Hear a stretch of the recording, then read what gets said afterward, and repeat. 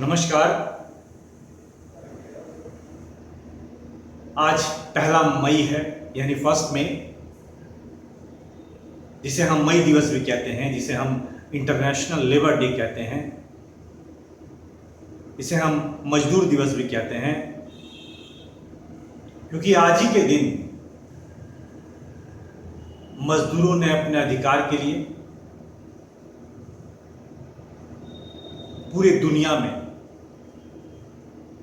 आवाज उठाई थी। और वो शिकागो की वो घटना कई वर्ष पहले आज ही के दिन हुई थी, जिसमें हजारों मजदूर मारे गए थे। तो उन मजदूरों के सम्मान में, उन मजदूरों को श्रद्धांजलि देने के लिए पूरी दुनिया मे डे मनाती है, यानी आज मजदूरों की छुट्टी रहती है। लेकिन गत कुछ वर्षों में भारत का जो मजदूर है, भारत का जो कामगार है, जो कल कारखानों में काम करता है, उद्योग धंधों में काम करता है, जो मजदूर वर्ग है, जो मजदूर समाज है, जो जहां फैक्ट्रियों के निर्माण में लगा है, मकानों के निर्माण में लगा है, सड़कों के निर्माण में लगा है और बड़े बड़े हाईवेज भी बना रहा है, जो कॉल सेंटर में काम करता है, जो प्राइवेट बड़ी कंपनियों में काम करता है, जो इंडस्ट्री में काम करता है, वो सब भी लेबर कानून के अंदर ही आते हैं। इसलिए कहीं ना कहीं मजदूर तो वो भी हैं, भले वो इस बात को ना माने कि हम कंप्यूटर पर बैठते हैं, हम लैपटॉप चलाते हैं, हम इंटरनेशनल कॉल करते हैं, हम बड़ी बड़ी होटलों में जाते हैं, हम बड़ी बड़ी पार्टियों में जाते हैं, हम बड़ी बड़ी गाड़ियों से घूमते हैं और 2.5-3 लाख से लेकर 50 लाख तक तनख्वाह उठाते हैं। हम उस कैटेगरी से बाहर हैं। तो मैं बताना चाहता हूं कि जो भी व्यक्ति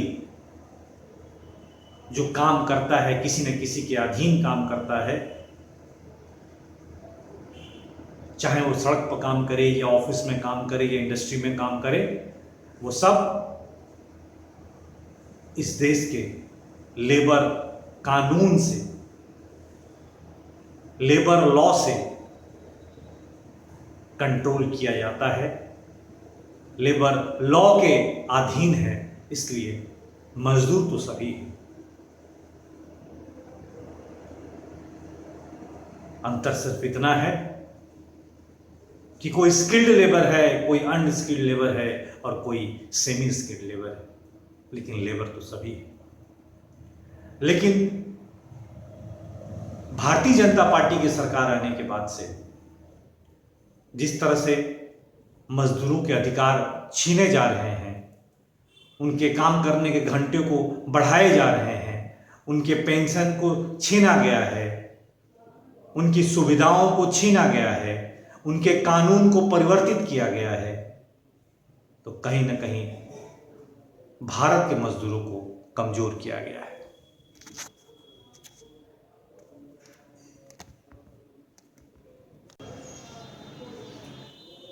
अभी आपके सामने आपने देखा होगा कि स्क्रीन काला हो गया है।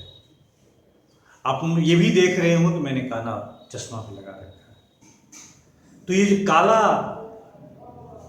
स्क्रीन का हो जाना और मेरी आंखों पे काले चश्मे चढ़ जाना, इस बात को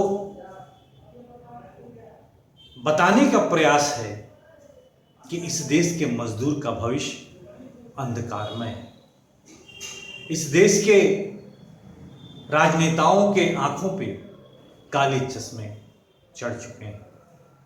इन देश के पूंजीपतियों के आंखों में काले चश्मे लग चुके हैं वो गरीब, मजदूर, किसान उनको देखना नहीं चाहते।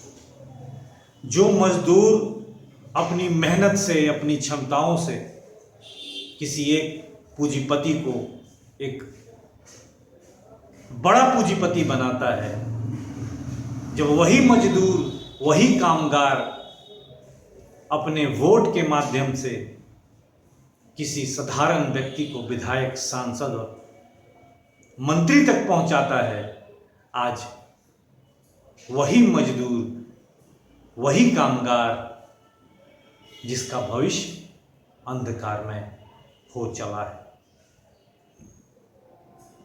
क्योंकि जब वो बुजुर्ग हो जाता है, रिटायर हो जाता है, तो रिटायरमेंट के बाद जो सबसे पहला उसका अधिकार पेंशन पे होता है, सरकार ने धीरे धीरे उस पेंशन को समाप्त कर दिया है। सरकार ने उन तमाम सुविधाओं को समाप्त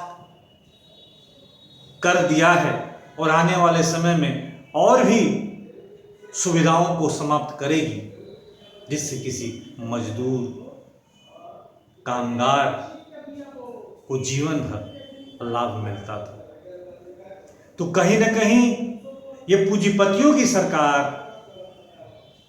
ये अरबपतियों की सरकार, ये उद्योगपतियों की सरकार भारत के मजदूरों और कामगारों को 8 घंटे से ज्यादा 12 घंटा काम कराना चाहती है। जो 8 घंटे के अधिकार मिले हुए हैं उसको खत्म कर मिनिमम 12 घंटा करना चाहती है। कहीं ना कहीं उनके अधिकारों को छीनने का प्रयास कर रही है और इसमें सरकार भी लिप्त है, क्योंकि वही उद्योगपति, वही पूंजीपति इन सरकार को करोड़ों करोड़ों रुपए का चंदा देते हैं चुनाव के दौरान, और उसकी एवज में भारत के मजदूरों और कामगारों के अधिकारों को समाप्त करवाने का काम करते हैं। आप नए यूनियन नहीं बना सकते, यानी कल कारखानों में बिना मालिक के इजाजत के मजदूर संगठन नहीं बनाई जा सकती, मजदूरों की संघ नहीं बनाई जा सकती। तो कहीं ना कहीं ये भी तो अधिकार छीनने की ही बात हो गई। जहां काम के घंटे को सरकार बढ़ाना चाहती है, जहां मजदूरों और कामगारों से उनकी सभी सुविधाएं छीनना चाहती है, जिससे वो अच्छे जीवन जी पाए, इसलिए ये घोर अंधेरा